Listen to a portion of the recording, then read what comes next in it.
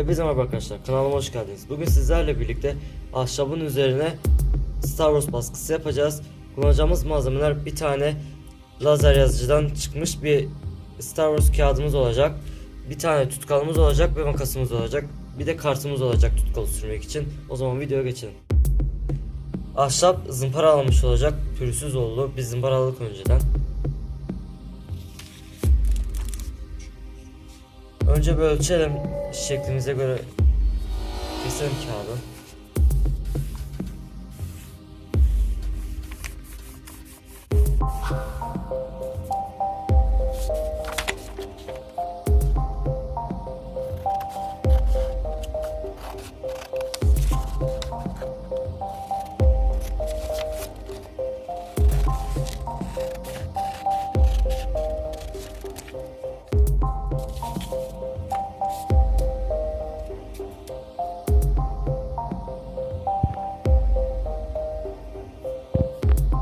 Tutkalımızı ahşabın üzerine dökelim.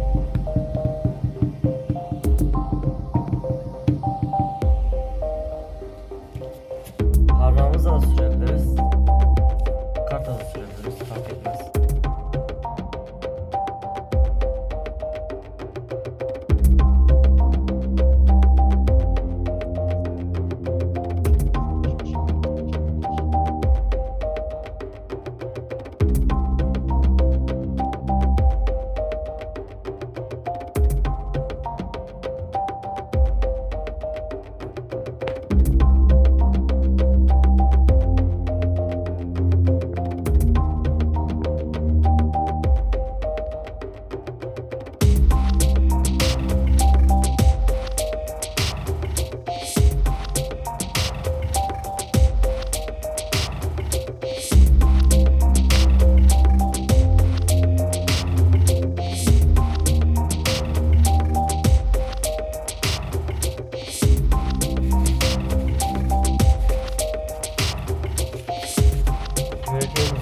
Şimdi tutkalımızı sürdük ve şeklimizi yapıştıralım.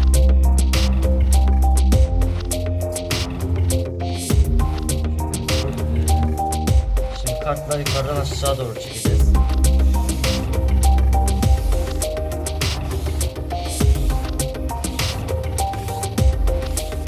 Bir taraftan çektiğinizde fark etmez. Havasını alacağız, boşluklar kalmasın diye.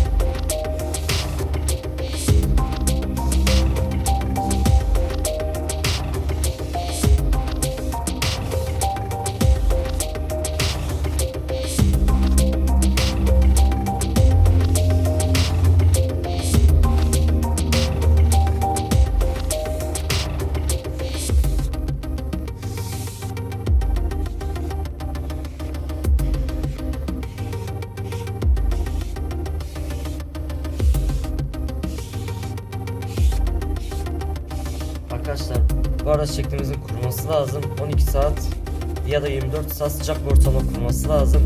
Biz şimdi bu şekli kurutalım ve kuruttuktan sonra görüşelim. Evet arkadaşlar, biz şimdi 12 saat bekledik. Şeklimiz kurudu, kağıdımız. Şimdi su yardımıyla bunu ovalayarak kaldıracağız kağıdın. Başlayalım şimdi.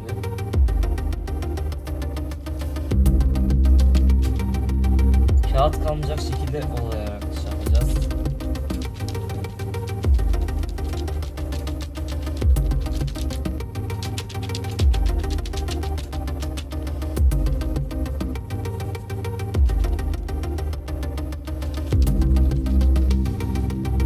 Tahtanın üzerine çok güzel geçmiş şu anda şekil.